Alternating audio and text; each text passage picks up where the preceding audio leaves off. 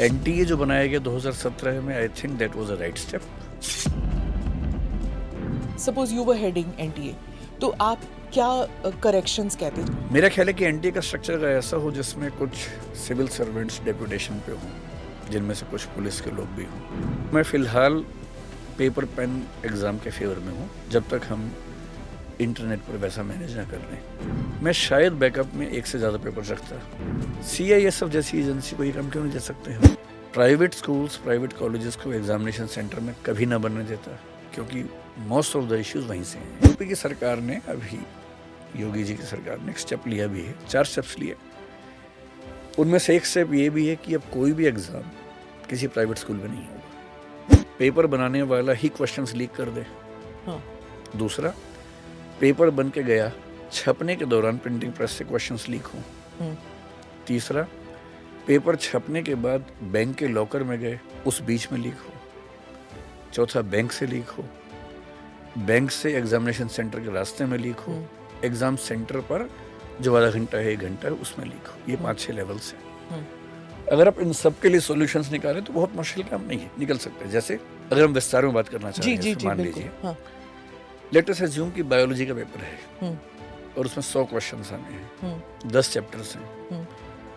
हम 10 paper setter से ये कहें कि आपको इस यूनिट से 10 क्वेश्चंस बनाने हैं। हम हर यूनिट के क्वेश्चंस तय कर दें कि 10-10 क्वेश्चन हर यूनिट से आएंगे।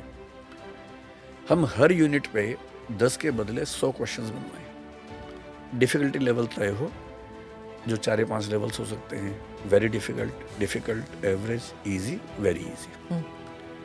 एनटीए जो बनाया गया 2017 में, I think that was a right step. लेकिन क्योंकि अलग अलग एजेंसीज एग्जाम कंडक्ट करें तो दिक्कतें ज़्यादा हैं। If we have a specialised agency which can look after everything, then it becomes more easy.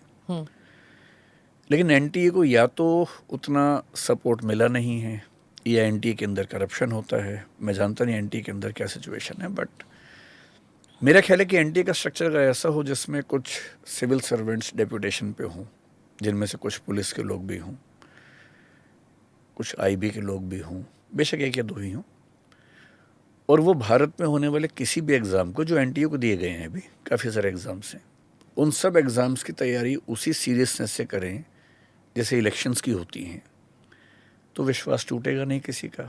और ये बात सही है कि इतनी सारी फैमिलीज़ का भविष्य और विश्वास दांव पे है, तो हमें केयरफुल होना चाहिए। I think this is more about carelessness on the part of the government और the NTA, and less about infrastructural hurdles.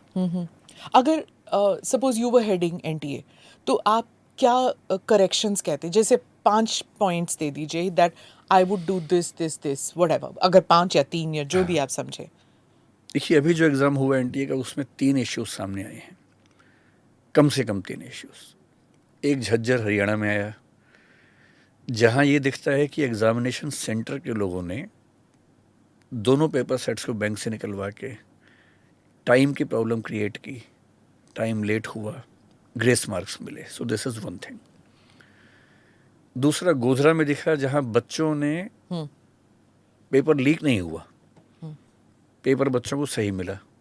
उनको बताया गया कि आप कैमरे के सामने एक्टिंग करते रहो, क्या पेपर दे रहे हो, क्योंकि सीसीटीवी भी इस बार इंस्टॉल हुए थे। बच्चों से पेपर लेने के बाद पेपर सारे चेंज किए गए, जिसमें स्कूल की मैनेजमेंट पूरी तरह से शामिल थे। तीसरा केस बिहार में दिखता है, नालंदा में, प्राइमरीली झारखंड में भी, जहां पेपर लीक हुआ और एक प्रोफेसर शायद वहां पर इन्वॉल्व है। अगर इन सारे इश्यूज को टैकल करना है, एक तरीका तो ये कि हम कंप्यूटर बेस्ड टेस्ट पे जाएं, लेकिन उसकी अपनी दिक्कतें हैं, क्योंकि नेट कनेक्टेड होने से हैक करना आसान हो जाता है। तो मैं फ़िलहाल पेपर पेन एग्ज़ाम के फेवर में हूँ, जब तक हम इंटरनेट पर वैसा मैनेज ना कर लें। क्योंकि एक रशियन एंटिटी भी शामिल हुई जिसने हैक किया बहुत सारी चीज़ों को, ये भी सुनने में आ रहा है।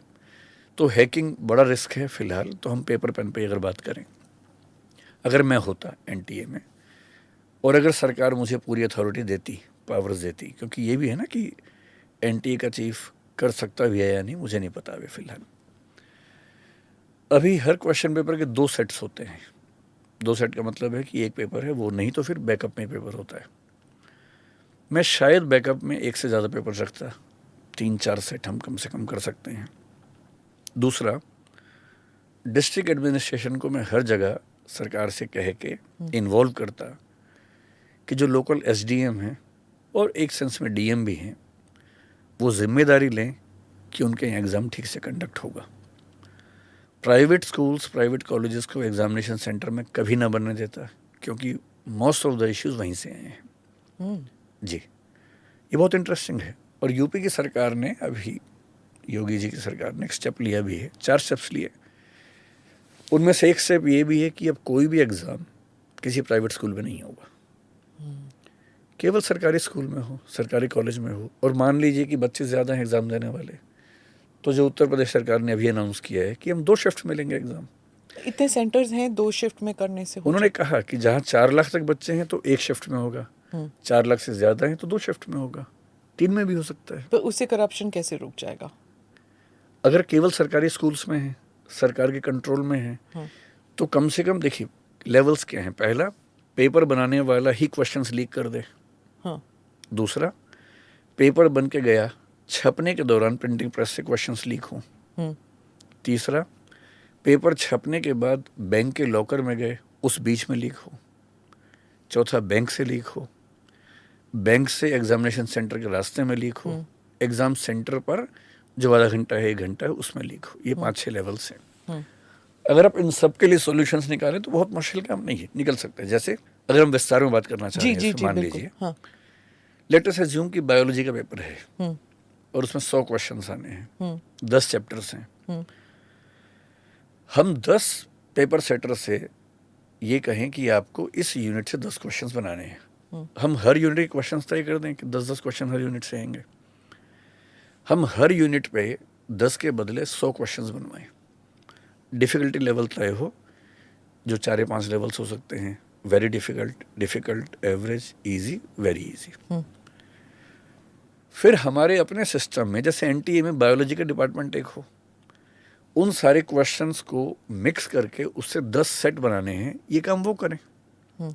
Even the examiner should not know, even the paper setter should not know which questions will be there in the question paper. Okay. 10 set बन गए। उन 10 में से हमने 5 सेट प्रिंट करवाए, ये नेक्स्ट लेवल पर डिसाइड होना चाहिए। ठीक, अब 5 सेट जो प्रिंट हुए, 5 हर सेंटर पे जाएंगे, अलग अलग बैंकों में जाएंगे। अभी भी ऐसा होता है, एसबीआई और कैनरा में जाता है। तो हर ज़िले में 5 अलग अलग बैंक में अलग अलग सेट के पेपर्स होने चाहिए।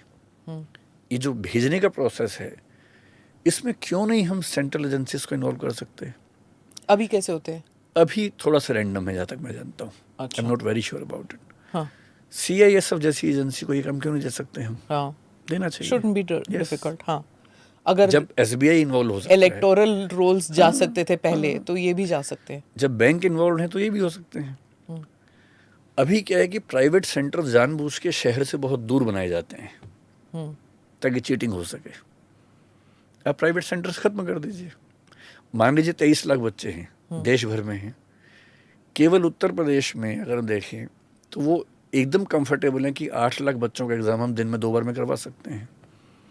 हम ऐसा क्यों नहीं कर सकते कि एक संडे के दिन 3 शिफ्ट में देश भर में एग्ज़ाम चल रहा है, 3 पेपर्स हैं, और उन 3 पेपर्स में स्किलिंग हम कर सकते हैं आराम से।